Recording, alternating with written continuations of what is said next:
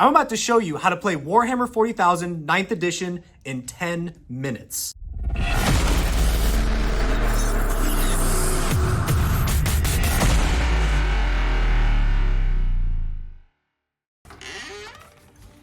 Hey man, coming in. Let me show you how to play Warhammer 40,000 in 10 minutes or less.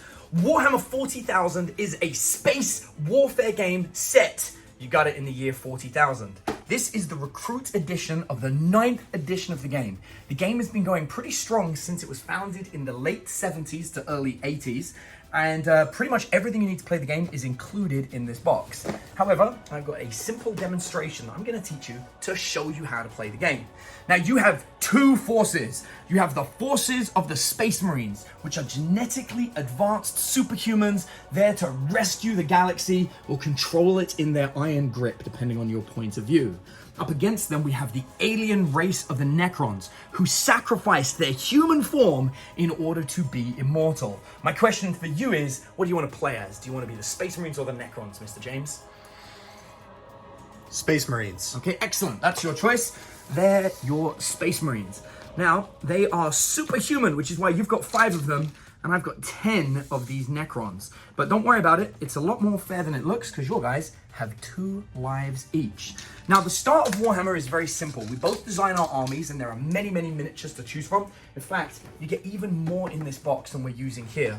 But we're going to start by rolling a dice to see who gets the first turn. So, James, if you want to make that dice roll and see what you get. And I got a 4. You got a 1. Skulls. Oh no! So James, you do not get the first turn of the game, but I do. So at the very beginning of the game, you're going to look at your units and see what their statistics are. Every single model in the game has a set profile. And the first thing I'm going to look at here is M, which is for movement. I can see there I've got 5 inches, which means my guys move 5 inches. And I'm going to want to get closer to you so I can shoot you with my guns, because it's got some pretty low range but high powered guns. So each of my models moves 5 inches. And all I have to do is just use a tape measure to work out where they go. They can go in pretty much any direction as long as they end up within 2 inches of somebody else in the unit. Now, at the end of the movement phase, I get to shoot my models. The way the game works is I'll take my entire turn first, and then James will take his turn afterwards. So I'm going to check out the range of my gun, and I can see here the gun I'm going to fire with is a Gorse Reaper, and I have a 14-inch range. So as I shoot my models, I'm gonna check the range to see how many of my models can shoot. I've got 14 inches marked out on the tape measure, and I can see here, oh wow, it looks like everybody in my unit can shoot. So I look once again at the profile to see how many times my gun fires. It says it has 1 shot. It's a rapid fire gun, which means if you were in half the range, I'd fire twice. But unfortunately not, so I'm just gonna get 9 straight shots. Now I'm gonna see how accurate my little dudes are at shooting. I do this by looking up this statistic called the ballistic skill, my skill with ballistics. I can see it's 3 or higher, which simply translates to every single one of these dice is one of the people firing, and every 3 or higher is a hit. So I'm gonna roll these dice here, and then because that's a great round of shooting. I've got a 1 and a 2, which both missed, but the other 7 dice all hit. So now we're gonna see how much damage my guns actually inflict to my opponent. And what we do here is we compare the strength of my weapon against the toughness of their physical skin. The strength of my gun is a strength of 5, and the Space Marines have a toughness of 4. Because my strength is higher than their toughness, it's easier for me to succeed. I need a 3 or higher again. If my strength was equal to it, i.e. if it was strength 4 and toughness 4, I would only need to be rolling 4s. So essentially we're just gonna see what impact this bullet does. So I fire. Every 3 or higher, wow, that's a great round of shooting, is a bullet that succeeded in potentially wounding the target. So 6 of the bullets have managed to penetrate into your skin, but we're gonna see if your armor save is capable of protecting you. And we see that the Space Marines have a saving throw of 3 or higher. So normally, you would just have to roll 3 or higher on each one of these dice to protect against the damage. However, this particular weapon is specifically designed to penetrate through armor. If I go back to look at the Gorse Reaper's profile, I can see it reduces whatever you roll on the dice by 2, which means whenever you roll a 3, it's actually going to be a 1. Whenever you roll a 4, it's actually going to be a 2.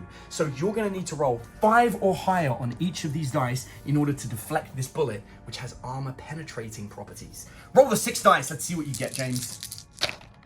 Unfortunately, the dice don't like you as much as they like me. So these 2 6s managed to defend against the bullet. It bounced off one of the shoulder pads. However, the other 4 did penetrate. Now, I mentioned at the beginning that these Space Marines have 2 wounds each, which means, sadly, each one of these sets of 2 dice represents a dead Space Marine. Oh no, that's terrible. So that's the end of my shooting phase. We can move into my charge phase where I can try and engage you in close combat, but looking at these big meaty swords, I don't really want to do that against you. And so I'm going to say that it's the end of my turn. The only question is, have the casualties inflicted on your unit caused your men to run away from battle? The way we do this is very simple. You're going to roll a dice and add 2, and we're going to make sure that you don't roll above their leadership, which is their morale check. So these guys have a leadership of 8 as long as their sergeant is on the board. We can see a leadership there. James, do me a favor and roll 1 dice and add 2, and let's see what happens. 6. Oh no, that would normally be terrible. 6 add 2. However, they're Space Marines. The sergeant has a leadership of 8. As you can see, it's almost impossible to make Space Marines run away. They still stay and fight because a leadership of 8 is 6 + 2 = 8. So your Space Marines do not run away. However, these 2 are dead. Now, that is the end of my turn, and we move to my opponent's turn. James, you have 3 Space Marines left. Let's see what you can do with them. We start with your movement phase. So in your movement phase, they have a 6-inch movement. So you're going to use that movement to move them up. And now you get to shoot. Now, 2 of them have bolt pistols or heavy bolt pistols, which is a powerful pistol, but the last guy has a plasma pistol, which is an even more powerful pistol. So we're going to roll for these guns separately. And actually, when you look at the miniatures, you can see there is a distinct difference between the guns of the heavy bolt pistols and the plasma pistols. And this is one of the coolest things about Warhammer. Each model represents what they actually have. So James, you want to start by firing the 2 heavy bolt pistols. Now, once again, we look at your ballistic skill this time, which is a 3 or higher. So on a 3 or higher, you successfully shoot my models. Good luck and fire. Oh dear, double skull, double ones, which brings us to the plasma pistol. Now, this guy is going to hit on a 3 or higher just the same as them, but his gun is much more powerful. And it hits. Now, we spoke earlier about if your strength is higher than their toughness.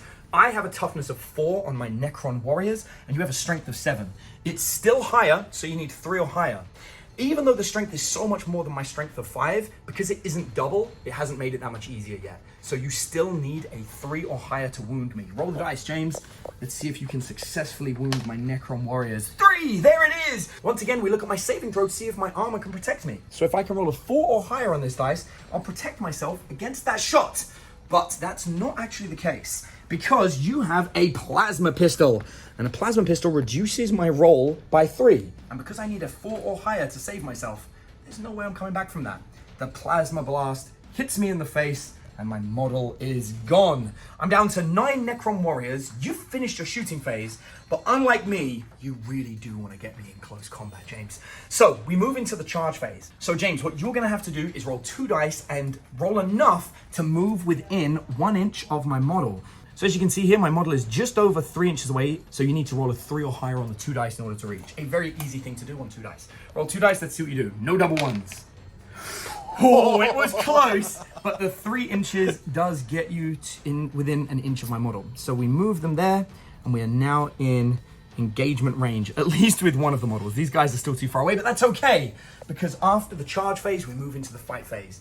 And in the fight phase, you have something called a pile-in. Essentially, now you're actually engaged in combat. You're going to make the final move to get into close combat. It is a 3-inch bonus move, providing at least one model is within 1 inch. That enables you to get closer to the enemy. And now, as you can see, we have 3 of your models in close combat.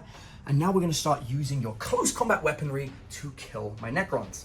Now, what we do is we see how many attacks each model has. When the guns, we look at the gun profile, but in close combat, we look at your profile, because you're the one swinging the weapon. We can see that you normally have 2 attacks, but the sergeant has 3. So there are 2 regular soldiers that have 2 attacks each, and we can see the sergeant has 3 attacks. However, they all have a chainsword as well. That's that nasty, teethy looking sword that you can see there, and that gives you 1 extra attack. In addition, you are the genetically advanced Space Marines. And Space Marines, when they charge into close combat, look at that big bulky armor, they get an extra attack because of the momentum. So as you can see here, you're looking at a significant number of attacks there. Your weapon skill, which is your skill at hitting with a weapon instead of a gun, is 3 or higher. James, roll all of those dice, and every time you roll a 3 or higher, you punch a Necron in the face with a chainsaw. Much better. The 1s and 2s miss, but every other dice hits. That's a lot of hits, James. We're now going to compare the strength of you against the toughness of me. We can see that your strength is 4. My toughness is also 4. So you're going to need to roll a 4 or higher because they are equal. Not amazing. The 1s, 2s, and 3s all miss. But here we have 4 chain swords that managed to cause damage to my models. So I now have to make 4 saving throws. Once again, your armor penetration will reduce my roll. I normally need 4 or higher. We remember that from my saving throw earlier. But your chain sword gives me -1 on my roll. So I'm gonna need a 5 or higher to save myself. Every time I fail to roll 5 or higher, one of my models is going to fail. Okay, so I had 2 5 or higher, so 2 of them, their armor protect them. So I've lost 3 Necrons in this particular fight. Now I'm gonna do a pile in and fight back. Each of my models gets a 3-inch consolidation to get closer into combat. And anyone can fight if they're within half an inch of one of your models or within half an inch of a model that's within half an inch. That gives me 1, 2, 3, 4, 5, 6, 7. Now, if you remember, you had lots and lots of attacks. Unfortunately, my Necrons are not very good in close combat. They're gonna have 1 attack each, giving me 7 attacks. But my Necron warriors, being aliens, are as good at hitting as you, so I'm going to be hitting on 3s or higher. Sadly, the 2s miss. And my strength is the same as yours, and my toughness is the same as yours. So my strength against your toughness will once again be a 4 or higher to wound. Oh dear. I've got 1 hit, and I do not reduce your armor save. If you remember from earlier, Space Marines have a 3 or higher armor save. James, if you want to make your roll. Nice, you saved! I failed to kill any Space Marines in close combat. At the end of your turn, you've successfully killed 3 of the Necrons. I'm gonna roll a dice and add 3 to see if any of them run away. 5 add 3 is 8. But because I'm a robot, I have a leadership of 10. My guys don't get very scared. We can always just repair ourselves later. So if nobody else runs away. But this now moves it into my turn. And the game will continue like that until one of us wins. And I can tell you now, as an experienced veteran of the game, I've been playing for about 31 years. And I'm telling you now that those Necrons have no chance in close combat against those Space Marines. At this point, the game is won for the Space Marines.